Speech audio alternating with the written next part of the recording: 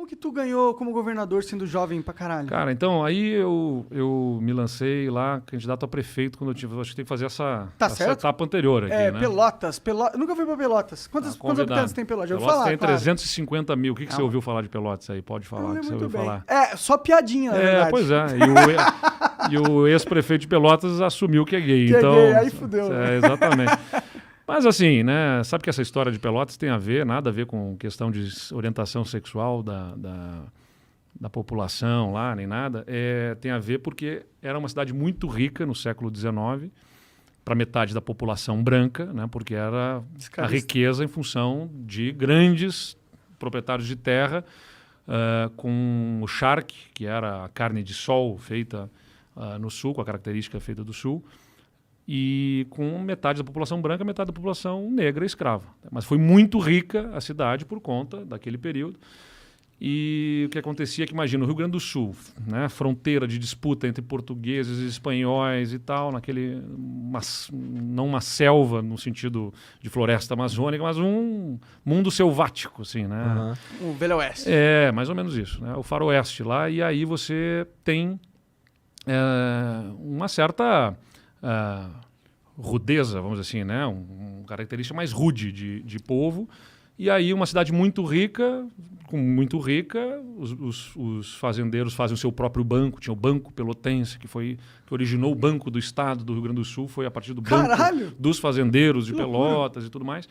E aí mandavam os seus filhos estudar na Europa, né? E quando voltavam da Europa, voltavam com hábitos mais refinados, com as roupas rendadas, né? Os hábitos europeus, um refinamento, vamos dizer.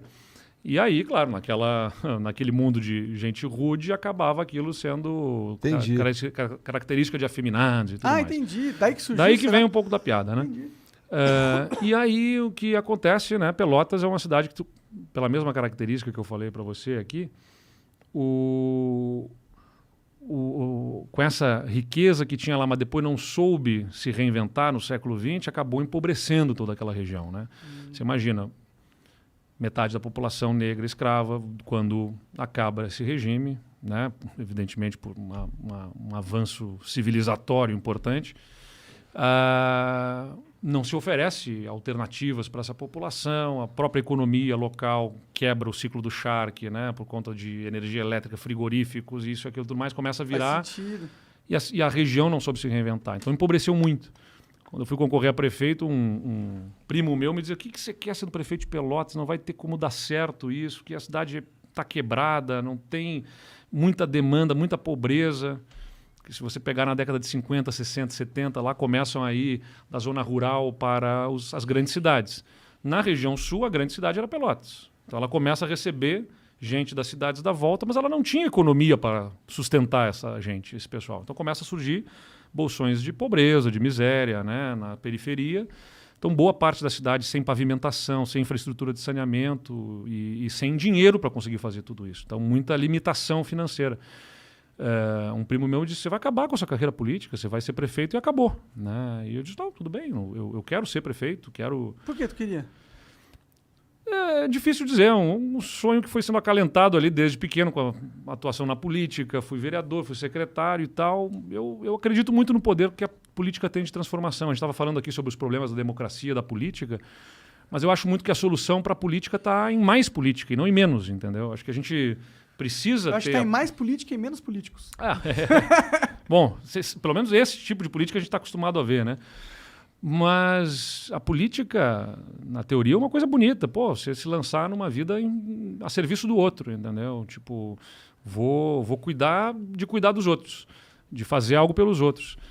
E eu justamente via isso. Pô, dá para fazer coisa tão mais bacana no governo, dá para fazer um governo mais moderno, mais ágil, mais sintonizado aí com os sentimentos da população. E eu tinha muito essa impressão do tipo, os políticos estão pensando na próxima eleição, e aí não faz o que precisa ser feito de verdade. A cidade estava pouco organizada, tinha muita ocupação irregular de espaço público, problemas de ordem urbana. Os caras não punham ordem na casa, não fazia. Porque tudo compra briga, entendeu? Fazer a coisa certa, você compra briga com algum setor, Pode entendeu? crer. Tem alguém que está vivendo daquela situação.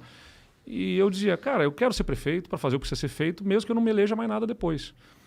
Mas acabou que, fazendo as coisas que eu fiz lá, tipo, tinha um monte de trailer irregular ocupando espaço público, tipo assim, as principais praças, as principais avenidas. Não era mais trailer, que hoje é food truck, bacana, legal, bem organizado.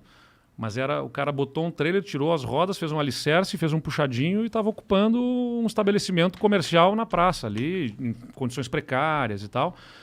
E eu me propus a comprar a briga para organizar isso. Tinha 300 trailers nessas condições pela cidade. E é uma briga. Pô, você vai dizer para as pessoas que estão lá, muitas há 15, 20 anos, que acabou, não dá, a gente tem que botar ordem, a cidade tem mais de 200 anos de história, bonita, cidade histórica, a gente precisa organizar a cidade para que a gente possa usar mais desse potencial até turístico, que a cidade tem vocação, mas que por estar mal cuidada acaba explorando pouco. Só que hoje em dia as pessoas vêm e dizem, pô, legal, o prefeito fez a coisa certa. Mas naquele momento que você compra a briga, não, é contra o trabalho, é contra isso. Então fazer as coisas certas às vezes leva tempo até as pessoas perceberem. Como você tirou esses monte de trailer da rua? Aí é a mesma coisa que eu aprendi que a política exige muito, que está faltando no Brasil, que é diálogo.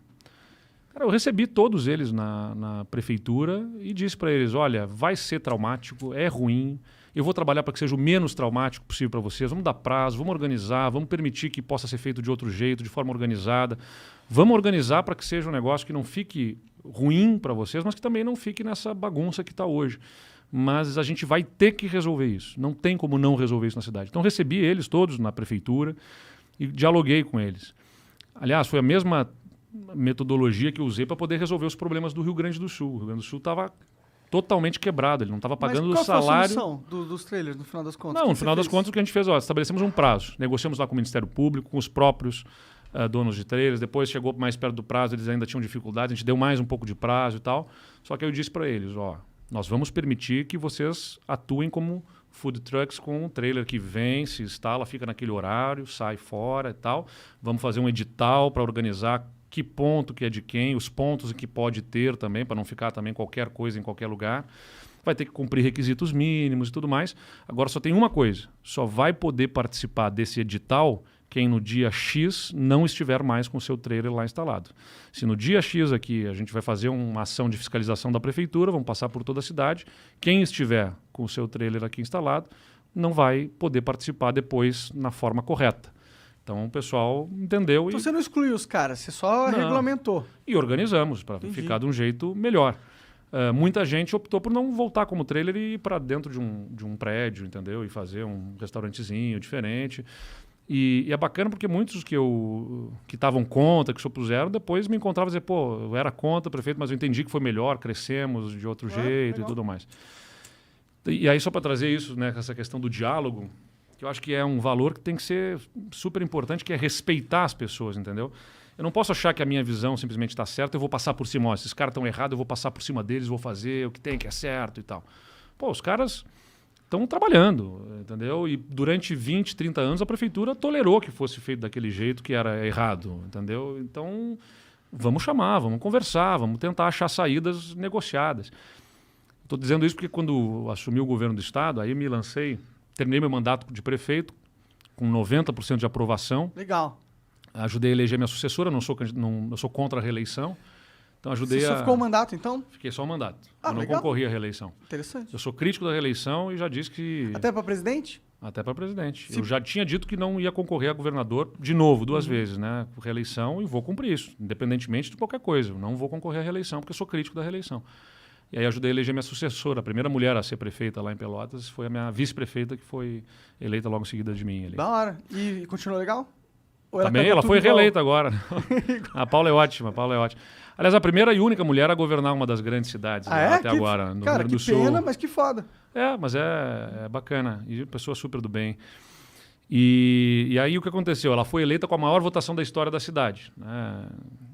E todas as grandes cidades do Rio Grande do Sul, os prefeitos perderam as eleições com os seus candidatos. Só Pelotas elegeu. E aí isso o pessoal olhou e disse, poxa, o que aconteceu de diferente aqui em Pelotas? E aí começaram a levantar meu nome para ser candidato a governador do estado. Eu não levava aquilo muito a sério. Como eu falei, prefeito de Pelotas já era, segundo alguns, para acabar com a minha carreira política, que dirá virar governador do estado. Mas aí se tu não queria ser reeleito, mas você queria continuar na vida pública, eu imagino. Então o caminho natural era governador, não era? Não, aí o que aconteceu foi o seguinte, a gente... Deputado também, tem outras coisas. A minha região não conseguia eleger deputado, por exemplo, deputado federal, que é uma peça importante para conseguir ajudar, conseguir recursos, investimentos, defender os interesses da região e tal. Mas tu pira no executivo mais do que no legislativo? Eu curto mais ser executivo. Pode crer. É onde, inclusive por gostar de executivo, é que eu saí da prefeitura, terminei meu mandato, e aí eu consegui um programa de estudante e visitante na Universidade de Colômbia, em Nova York. Legal. E fui para lá estudar gestão pública, né, planejamento estratégico, gestão pública, liderança e tal, um programa de 6 meses, super bacana. Aprender muita coisa? Não, super legal lá, porque eles têm um programa, eles valorizam muito lá a questão da liderança, né, para a transformação. Então, essa formação do líder e, claro, planejamento estratégico e como é que você faz mudanças estruturantes, assim, toda a política para fazer as mudanças estruturantes. Né? Então, tinha aula lá com o ex-ministro da Fazenda do Chile, com um ex-deputado que foi candidato a presidente da República Tcheca, entendeu? Foda. E é bacana porque a Universidade de Colômbia também te permite uma interação com gente muito diferente, entendeu? Eu me lembro que eu estava numa aula desse professor que era da República Tcheca, e o professor era da República Tcheca, eu era um brasileiro, e assistindo um grupo apresentar um trabalho sobre Benazir Bhutto, que era ex-primeira-ministra do Paquistão, e o grupo era composto por um nigeriano, uma chinesa, uma indiana. Então uma mescla ali. É que é bacana que Nova York tem isso, a universidade lá tem muito isso, né? Então você começa a entender assim a visão de cada um a partir das suas experiências, das suas realidades, né? Sobre os diversos temas. Então, super bacana do ponto de vista do conteúdo e do ponto de vista humano também, assim, dessa valorização dessas diferenças, que eu acho que é um negócio que a gente também tem que trabalhar muito. E depois que eu terminei lá esse programa, eu vim para São Paulo e aí comecei a fazer um mestrado na GV, aqui na Fundação Getúlio Vargas, em Gestão e Políticas Públicas. Comecei esse mestrado e aí começaram a me procurar mais sobre a questão da candidatura a governador. E aí eu aceitei o desafio, eu tive que trancar o mestrado, parei o mestrado PSDB e te fui procurou, concorrendo. os líderes do PSDB? Eu nem não sei lembrar direito como é que foi que começou, mas começaram algumas pessoas a me provocar. E aí, você não vai, considera ser candidato? Eu conversei com algumas pessoas que eu achava que podiam ser candidatos. Aí você falou, yes! Cara, médio, assim, porque, para você ter uma ideia, quando começou a surgir meu nome para governador, as lideranças empresariais lá da região, né, de Pelotas, vieram me chamar e dizer o seguinte: não, você não pode concorrer a governador, você tem que concorrer a deputado. Pô, é a nossa chance de eleger um deputado. Entendi. E você vai numa eleição super improvável para governador. Só que o clima foi melhorando e eu digo, não, vou lá, eu gosto do executivo, vamos encarar essa.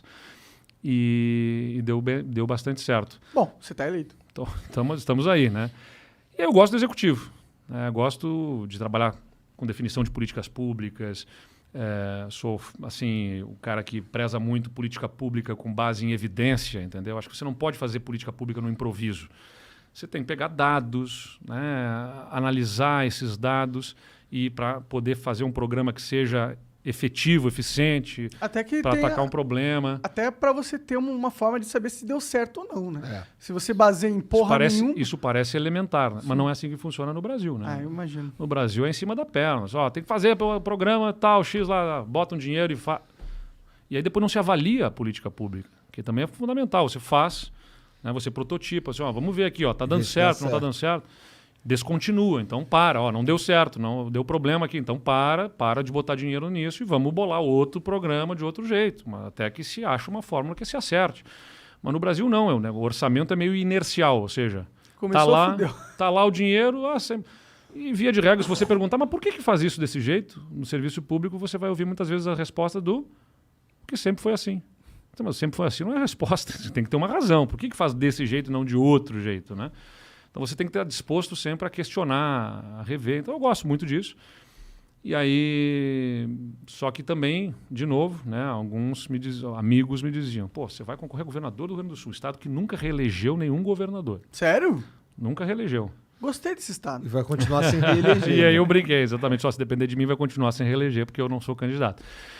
Mas, porque o Rio Grande do Sul tem a pior situação fiscal do Brasil, né? É um estado que tem um desequilíbrio monumental entre a receita e a despesa.